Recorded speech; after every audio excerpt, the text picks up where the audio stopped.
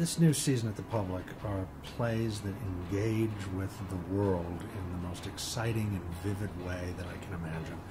We have plays that range from taking place in the contemporary East Village to Afghanistan, plays that are based on maybe one of the greatest American novels, The Great Gatsby, to the new work from Tony Kushner, which is set in a Brooklyn brownstone in Red Hook. And that sweep, that willingness to go everywhere and tackle everything about the world is what I think distinguishes the Public Theater, and specifically this season.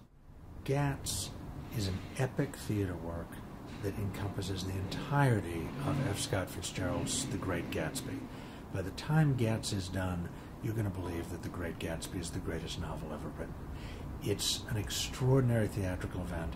It's taken on by Elevator Repair Service, which is one of our great downtown theater companies. It's the first time they're presenting at the Public, and I'm incredibly proud to do it. This work has been hailed from coast to coast and around the world as one of the most exciting new works to come out of New York in the last decade, and I'm thrilled that we're able to present it at the Public Theater. Lisa Kron and Leigh Silverman will last at the Public with their wonderful play Well, and they're returning with Lisa's new play In the Wake.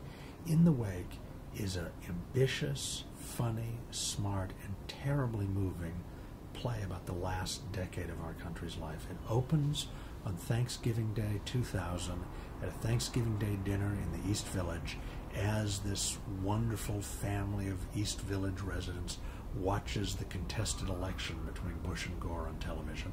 And it proceeds over the course of the 8 years of the Bush presidency, tracking both the life of our country, the life of the body politic, and the personal intertwined lives of these wonderful set of lovers and friends from the East Village.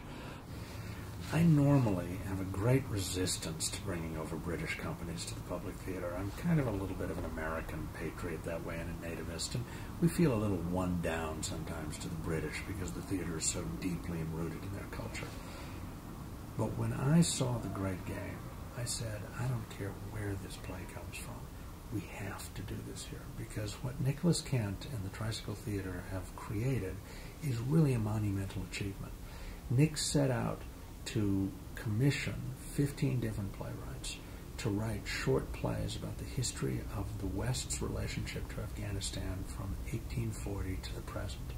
It extends over 3 evenings, and it is theatrically breathtaking, and it is a better introduction to our relationship to Afghanistan than anything I've ever seen or read in any medium. You know, Rinne Groff is one of my favorite writers because she manages to combine genuine intellectual sweep and ambition with a lightness of touch and a sense of whimsy that means she's always coming at the most difficult subjects from a slightly off angle that seems to open them up and illuminate them with a kind of gentleness that is really intoxicating.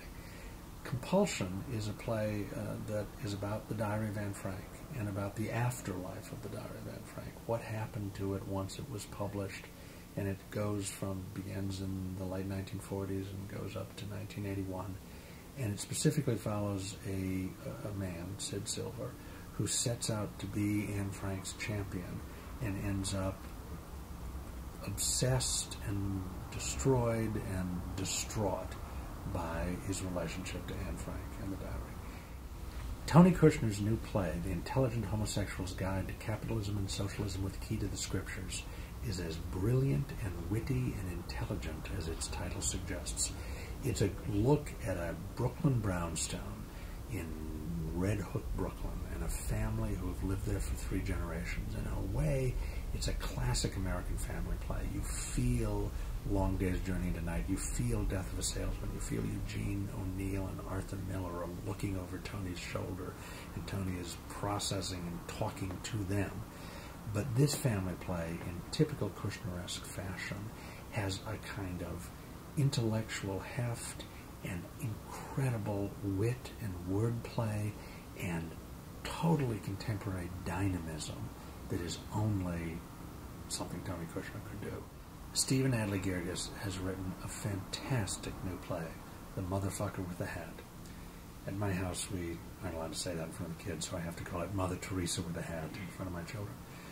But The Motherfucker with the Hat is not only an incredibly witty, funny, side-splitting, actually, comedy, it's also a deeply humane view of the troubled people who live in our fair city. Girgis has a more acute eye and ear for the life of those who struggle on the margins of this city than any writer I know. And this is in his dense, beautiful, poetic urban diction.